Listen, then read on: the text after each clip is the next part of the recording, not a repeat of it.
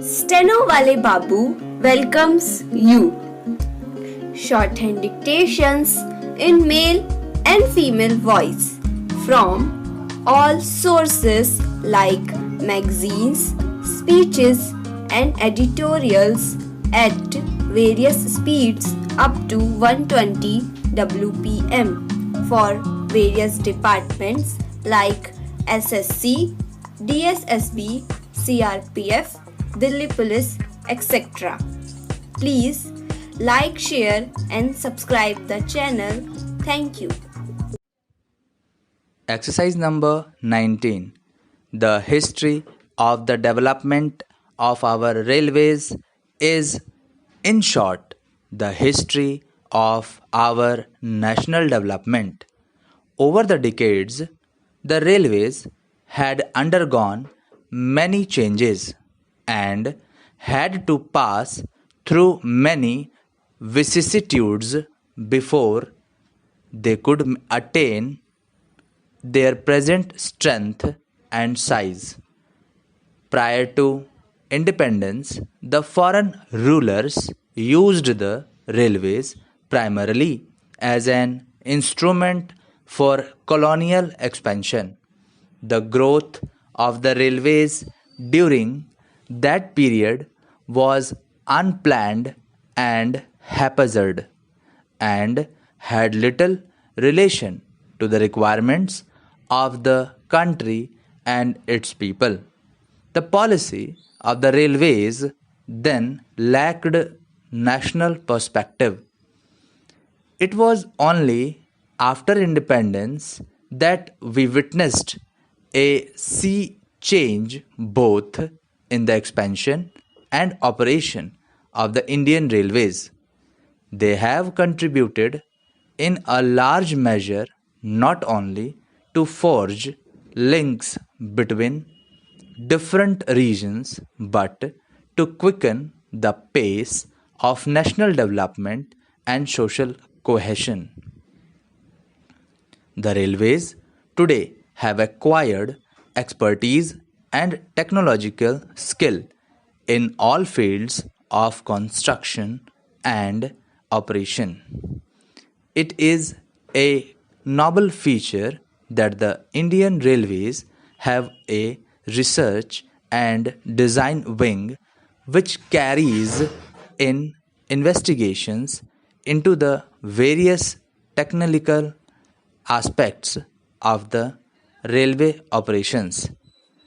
Steam engines, diesel engines, coaches, wagons, signaling, and a host of other accessories and stores are now manufactured in the country.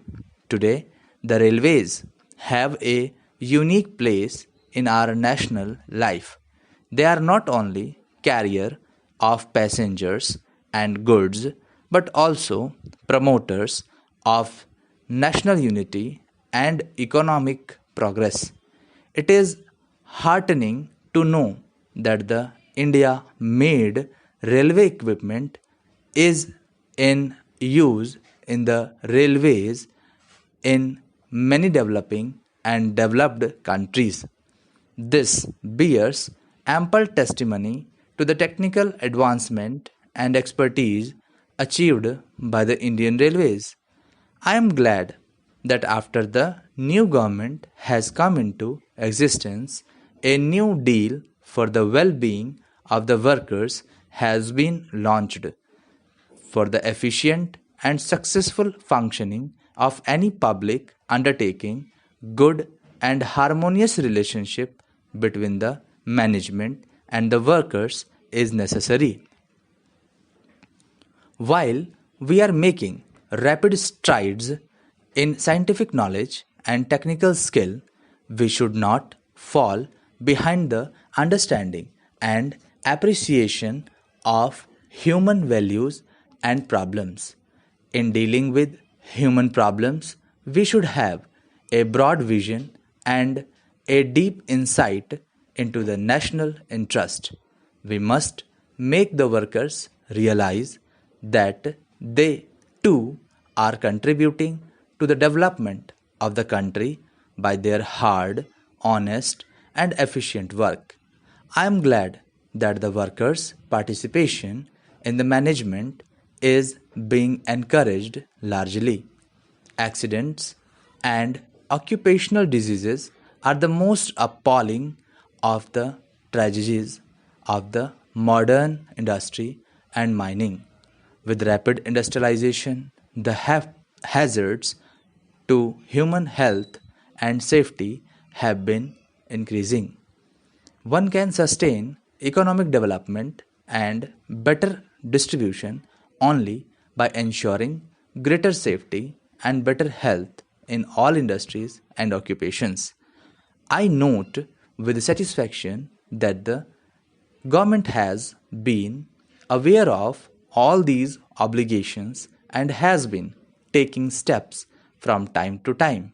The Factories Amendment Act 1976 has spelled a number of measures to step up and the safety standards on the shop floor.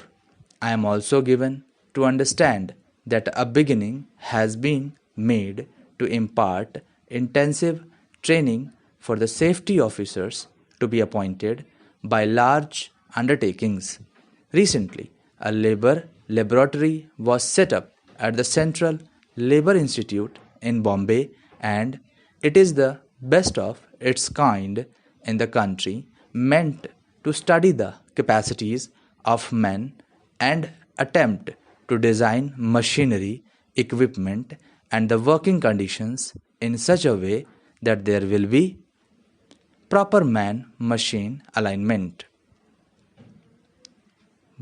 When I see the number of award winners, I feel happy that we have not been overwhelmed and made to feel helpless by the increasing challenges of modern industry and mining. I would like to remind you that in such endeavors we can achieve tangible results only through a participative approach. I am glad to note from the number of National Safety and Shramveer National Awards presented today that such a participative and cooperative spirit is already prevailing. May I congratulate the workers who have made useful suggestions which I am sure will help in boosting safety and productivity in industry. The industrial organizations who have provided a fillip to these employees also deserve our congratulations. I would only appeal that we should increase such cooperative endeavor since we have still a long way to go, considering the new processes being adopted and the new machinery being handled and the associated hazards. There is necessity for suitable advice and training to be given to the concerned workers. After all, for most of the industrial processes and machinery, there are well defined safeguards and safe procedures. All that is needed is that one should be aware of these and also scrupulously adopt them. In this context, I would suggest that every effort should be made to educate the workers and get them involved. We hear that some of the public sector undertaking are adopting a safety stewardship scheme which fulfills the above objective effectively and consequently has improved the safety records. I would strongly commend such a scheme to be tried by all managements in our industries. Thank you.